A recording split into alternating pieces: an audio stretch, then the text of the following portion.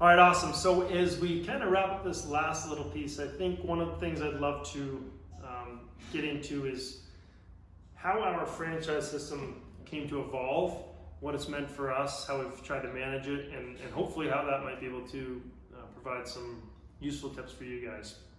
I think we mentioned in 2014, Barbara came to us and said, hey guys, what do you think about franchising? You know, and literally we didn't even know truly what the word franchise meant. You did know that McDonald's was a franchise, but what's laying underneath, the surface there? And for us, she mentioned that the idea of scaling your business and putting it into other cities and how that all works, and I truly don't even think she necessarily knew too much about it. But yet again, I think what we did was we focused on research, on learning, on diligence.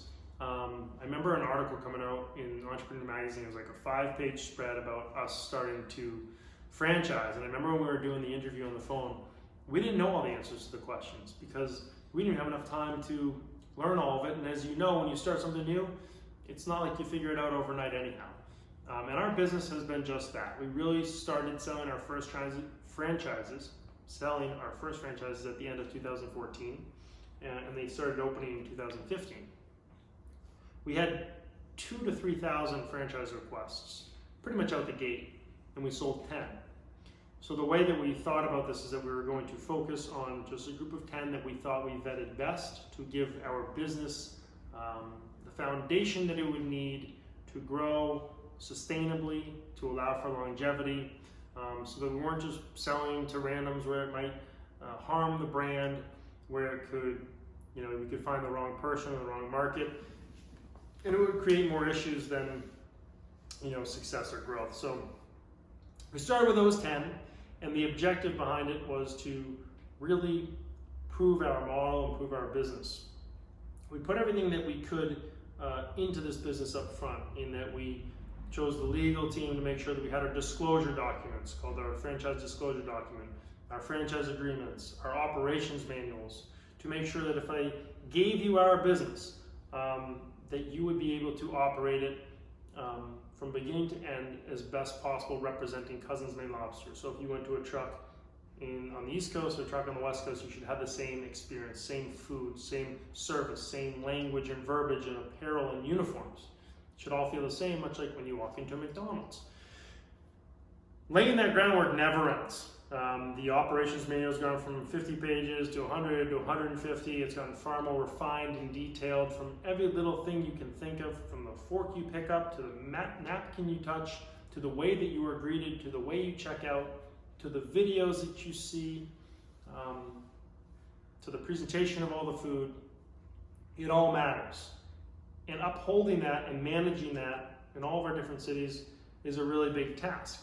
However, I think Saban and I have focused on trying to make sure that we invested either the funds, even when we didn't have them, the time or the energy in the beginning, to create a strong core so that we can grow like this without trying to take any shortcuts where we become exposed later on. I think that's one of the things that's hard when you're starting your own business, or kind of your own entrepreneur, is that whole idea of saying, you see potential, you see growth, you see a way to really potentially make some money here in the future, but with the earnings coming in, you just keep reinvesting it. You keep going back to Maine to shoot footage, or you keep spending on legal to make sure your disclosure documents are protecting you, or you keep hiring staff like we did to train for 6 months before we even sold some of the franchises, so that when they were up and running, they had a support system. All of those things may mean less money or no money even for a lot of years and times, but it's with the eye on the future of what we might be able to accomplish. And I think that's one of the things, certainly as you're building a franchise, or building any book of business, that is important to make really robust on the ground floor, to make sure that you have the infrastructure to support it and continue for it to grow. So that's certainly one of the things that I think was critical with our franchise business, and it doesn't need to be food trucks, doesn't need to be lobster rolls.